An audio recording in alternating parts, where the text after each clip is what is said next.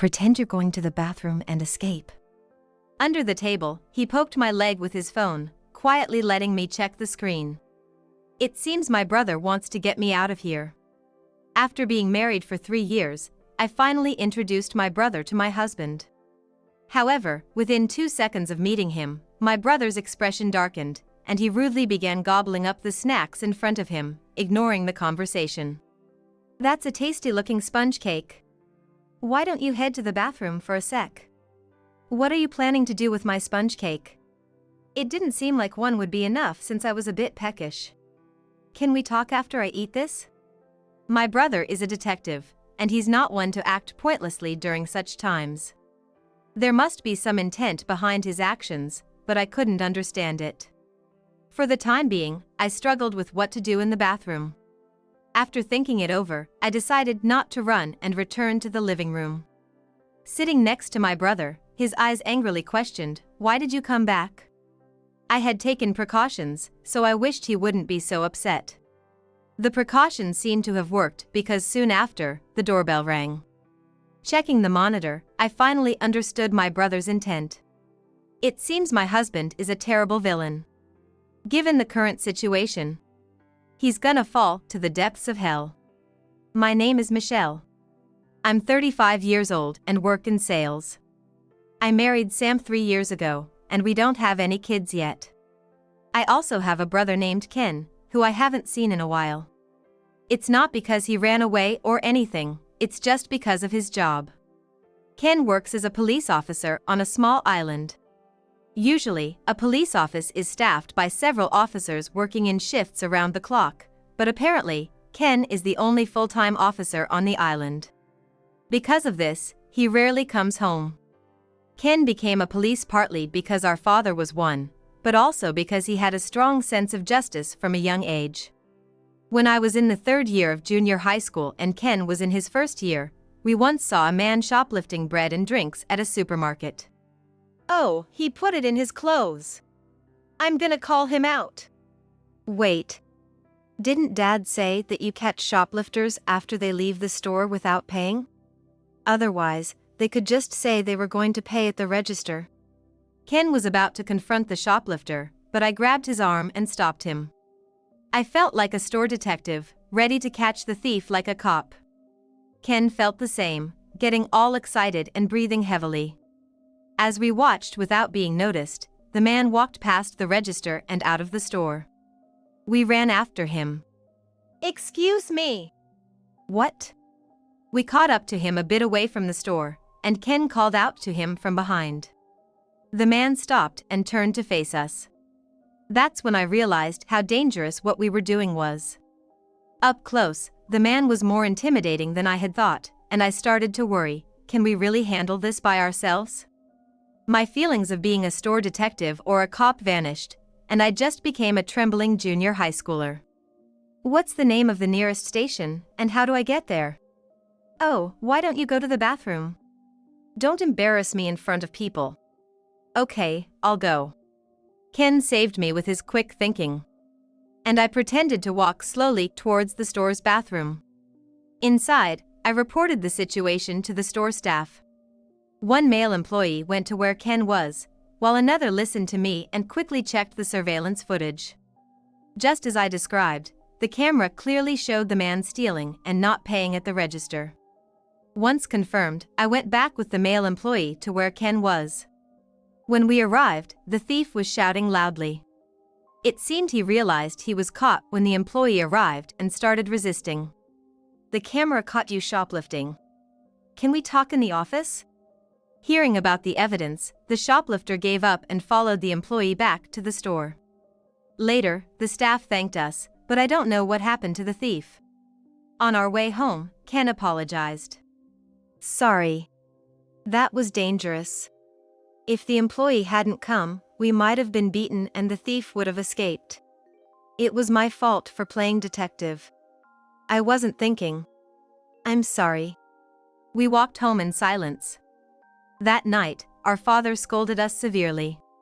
In situations like this, call an adult or the police. You don't know what criminals might do. Don't do anything dangerous again. Ken and I were listening to our father's harsh but just words. I secretly believe this incident inspired Ken to become a police officer. He probably wanted to catch bad guys himself. Ken's strong sense of justice also means he can't ignore people in trouble. Wow, people live on such small islands. If they struggle without doctors, they probably struggle without police too. One day, Ken was watching a documentary about a doctor who moved to a remote island to help the people there. Inspired by this, junior high schooler Ken set his goal to become the island's police. Ken achieved his goal and now works at a police office on a remote island. He takes pride in his job. But his dedication to work sometimes means neglecting family. I can't leave the island in case something happens, he said, so he stopped coming home, and we only got occasional calls.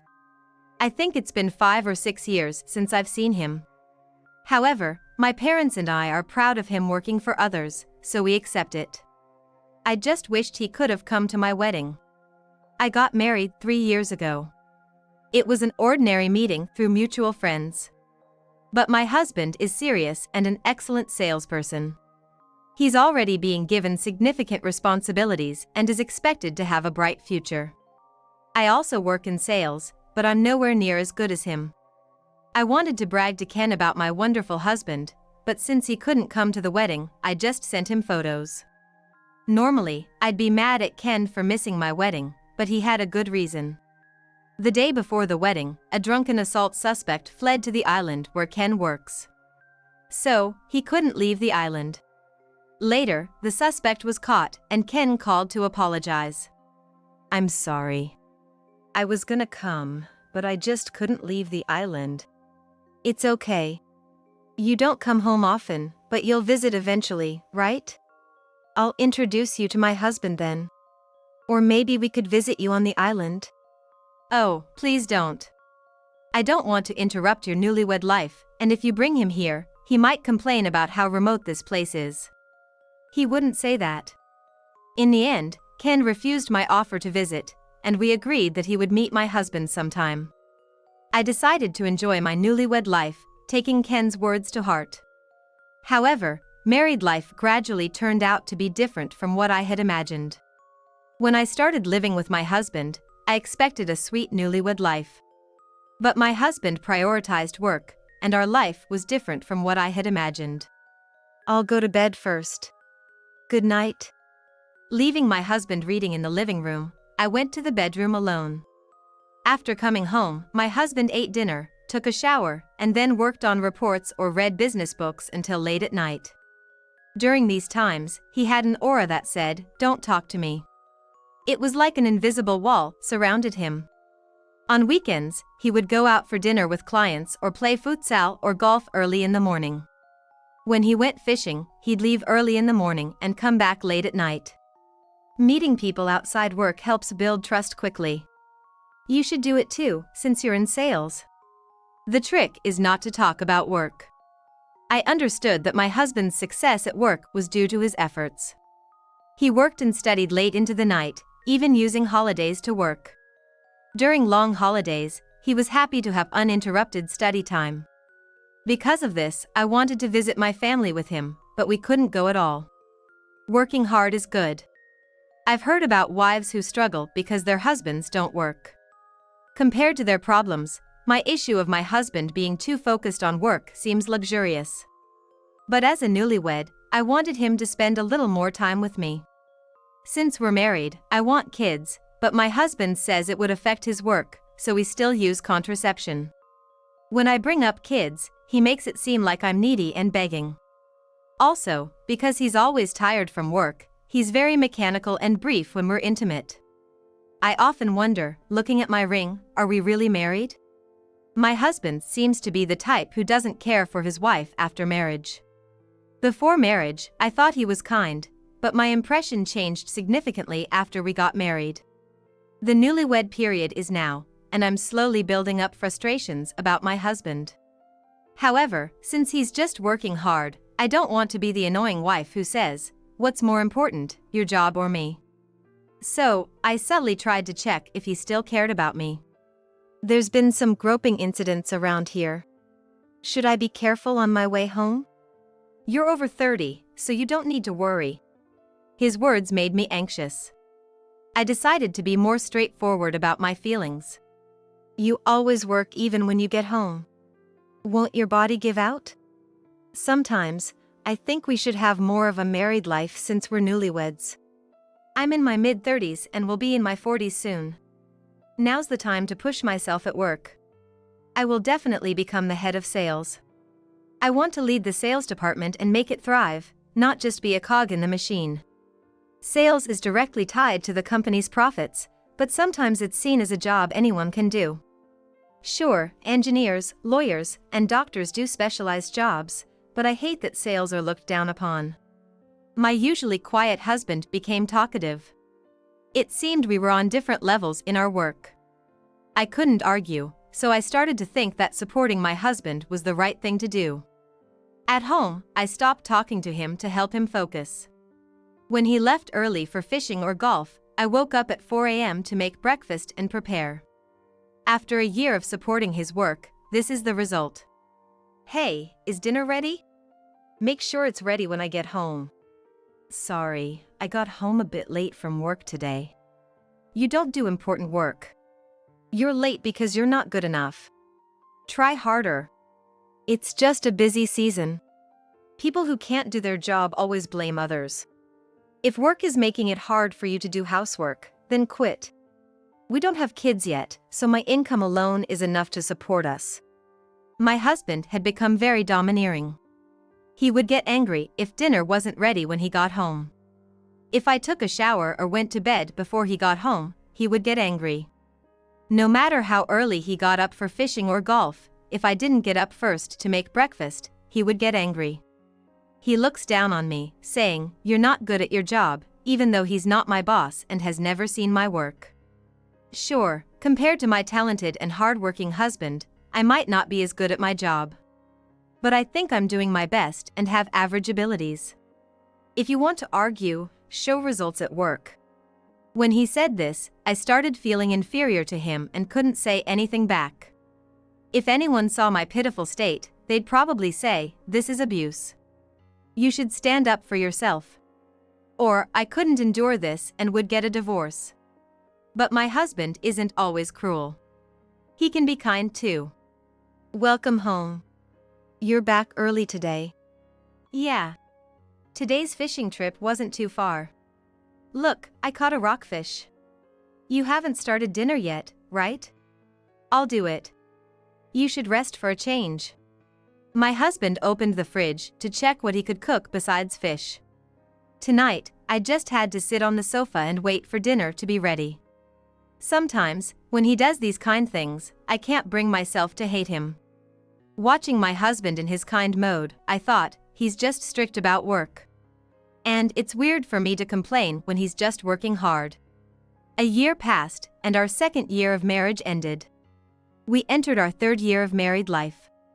One day, when my husband went out as usual and I was alone at home, I sat on the sofa and reflected on our 2 years and a bit of marriage. Strangely, I had no memories. All I could think of was myself working while doing housework for my husband. As good memories, I can barely recall our wedding, honeymoon, and my excitement when we moved into this house and started our newlywed life. Despite my growing dissatisfaction with my husband, I thought, this is unavoidable and I should endure it, covering up the unpleasantness. Realizing this, I became disenchanted with my husband. But since we were married, it wasn't a simple goodbye. I decided not to rush to a conclusion and to start by facing my feelings and my husband. I began to seriously think about the future, feeling like I was coming back to myself. The next day, out of the blue, my brother Ken called me after a long time. "Ken, long time no see. It's been like 100 years. It's been a bit over 2 years. Actually, I'm coming back home." Coming back? Leaving the island? Yeah. A new officer is coming, so I'm coming back. Also, I'm moving from the regional section to the detective division. Really? So, you'll be a detective like Dad? Well, I'll probably start with a lot of menial tasks. And since I'm coming back, introduce me to your husband. My husband. Right. As I was thinking about my husband, my mixed feelings spilled over the phone. Not right away. I'll be busy with work for a while after I get back, so it'll be a bit later. That's not the issue. What's wrong? Did something happen? I explained to Ken about my 2 years of married life, confirming my current situation and feelings.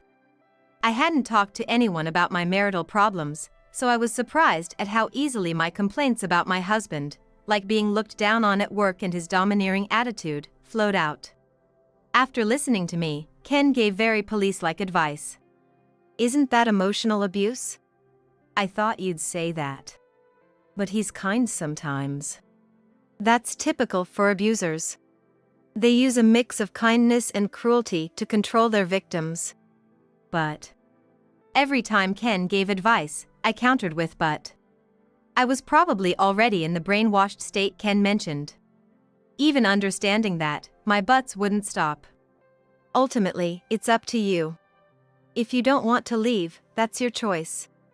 After talking about my husband with Ken, he gave me an extreme conclusion.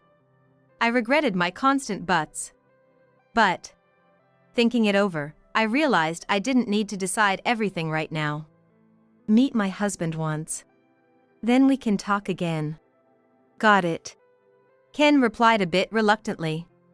I felt bad for being such a troublesome sister. That night, I told my husband about Ken coming over. My brother's coming over soon. We've been married for 3 years, but they've never met. Your brother's a cop like your dad, right? Yes. And he's about to become a detective. Is it okay if he comes here? Or would you prefer to meet outside? No, home is fine. When's he coming? He said he'd be busy for a while after he gets back, so probably over a month from now. My husband seemed nervous about meeting Ken for the first time. I also felt a bit nervous, like during our wedding greetings. A month later, Ken came over. This is my husband, Sam. Nice to meet you.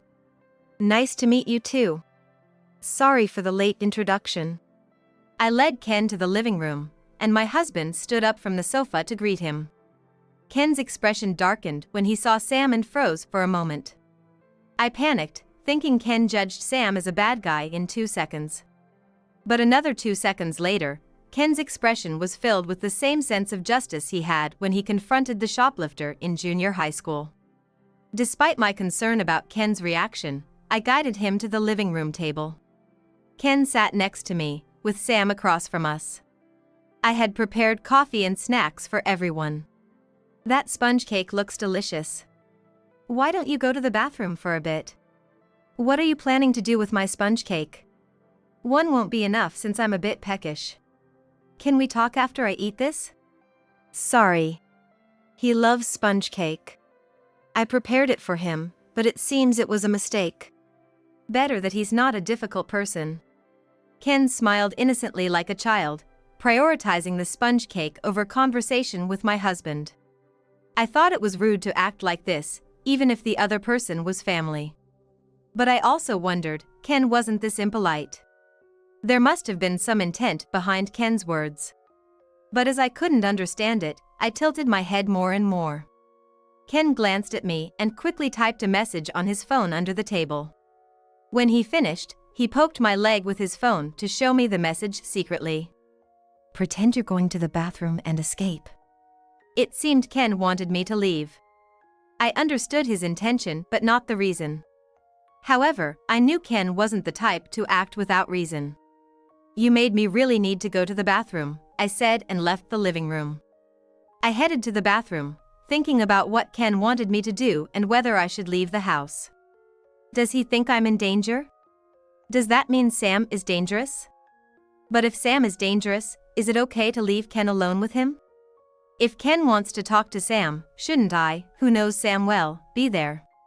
Despite Ken telling me to escape, I decided to return to the living room. That took a while.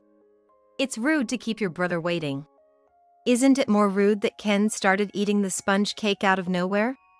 And Sam, it's not good to say that a woman takes too long in the bathroom. When I returned to the living room, Ken gave me a shocked look. Sitting next to him again, he glared at me as if to say, "Why did you come back?" I had a backup plan, so I hoped he wouldn't be too angry. Besides, if he kept that expression, Sam might suspect something. "Your phone is ringing." "Huh? Oh, I'll step outside for a moment." As Ken's phone rang at just the right moment, I used it to create a flow to get him out of the living room. A brief break should help him regain his composure. "I'm really sorry about my rude brother. I thought he'd be more serious since he's a policeman." Just because he's a policeman doesn't mean he's always serious in private. I kept the conversation light until Ken returned, looking calmer. He seemed to have regained his composure. "We once caught a shoplifter together. Handling that as junior high schoolers is impressive." Even after Ken returned, the casual conversation continued. It was surprisingly normal chit-chat. "Remember how Dad scolded us both that time?"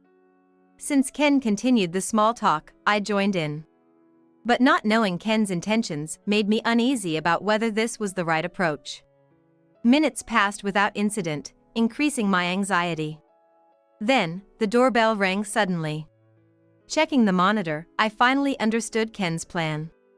Seeing my face, Ken gave me a signal. "It looks like they've arrived. Let's go together." "Huh?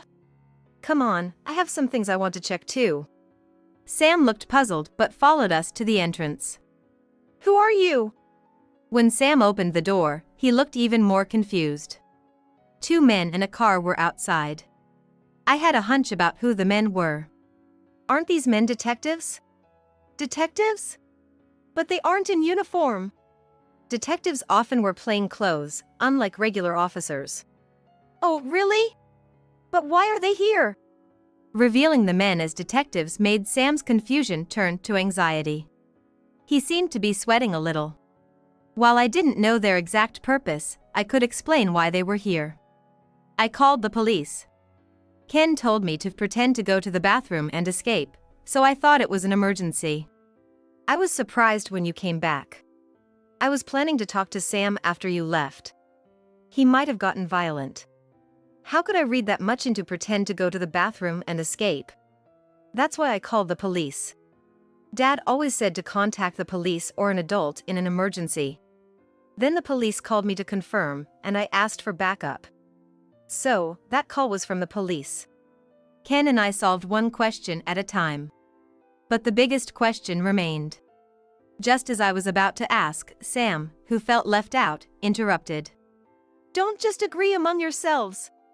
How did you know I was a criminal?" I had suspected something was wrong with Sam when the detectives arrived. But the question was, what did he do? I stayed silent to hear Ken and Sam's conversation. "I recently returned to this area, so I'm catching up on the local cases. One of the cases involves a serial sex offender. There were 2 locations where the incidents occurred. One is a little distance from this house, and the other is near where Sam lived before he got married. I learned about Sam's previous residence from a phone call with my sister. Strangely, the sex crimes near his old place stopped completely around the time Sam got married and moved." "Sex crimes? No way!" I felt a chill hearing this unexpected answer. "It could just be a coincidence." The composite sketch created from the victims' testimonies looks exactly like Sam. Not only that, but the physical characteristics match perfectly as well. I had received photos from our wedding, but they were over 2 years old, so I didn't notice at first. But the moment I saw Sam's face in person, it clicked. You really need to see someone in person to recognize these things. I sent the wedding photos you gave me to my colleagues at the police station. Seeing those photos made them decide quickly that we needed to question him, which is why the detectives came over right away. "Am I getting arrested?" "It's not certain yet. We'll question you at the station and see." With 3 detectives present, Sam realized resistance was futile and went with them quietly. "I'm sorry for this sudden trouble. As a detective, I couldn't ignore it. I understand. Ken, you're separating me from a husband who committed sex crimes." Usually, a wife should believe in her husband's innocence. But with my father and brother as policemen, I knew what it meant when the police took someone away. I still had many questions, but I knew more would be revealed in time. I took Ken inside to explain what would happen next. The next day, I was informed that Sam was arrested. My husband would go out for dinners at night or head out early in the morning for fishing or golf to build relationships with clients. He had been pretending to meet clients for meals, fishing, or golf but was actually committing sex crimes. He exposed himself to women late at night or groped schoolgirls. In addition to this, he also committed other acts I don't even want to mention, and he was charged with breaking and entering. There were over 30 known victims, with likely more undiscovered. I couldn't believe the local groper was my husband. His indifferent behavior towards me was because he was satisfying his urges elsewhere. Avoiding my family and his reaction to Ken's visit now made sense. But Sam was also a hard worker who achieved results. Even though it was embarrassing, I had to ask Ken why Sam committed these crimes. Sex crimes aren't always about sexual desire. Some do it to satisfy a need for control. Control? He wanted to be in charge at work and did domineering at home. Is there a connection? Causing suffering makes them feel in control. They don't feel guilty because they don't see it as causing harm, making them repeat the crimes. They're hurting the victims terribly. People like us see it that way. But some don't. They think, at least I'm not hitting anyone. They see getting away with it as an achievement. So, it's more about the thrill than sexual satisfaction. I've heard shoplifters do it for the thrill, not the items. Criminal psychology is complex. The thrill can become addictive, increasing the frequency of crimes. I can't believe he did this. Exactly. People with a strong desire for control often have high abilities or leadership roles that allow them to manage others effectively. They are seen as competent and serious by those around them. So, when they get caught, it's common for people to say, "I can't believe someone like them would do such a thing." Listening to Ken, I realized I was reacting just like a textbook case. After his arrest, Sam made settlements with the victims to reduce his sentence. But Ken said, given the number of cases, he would still face jail time. The settlement amounts ranged from $4,000 to $6,000 per victim, and there were over 30 known victims. Sam would likely go to prison and lose all his money. I'm preparing for a divorce, which can proceed even during his imprisonment. This marriage taught me I have poor judgment in men. So, I'll focus on my career and avoid relationships for now.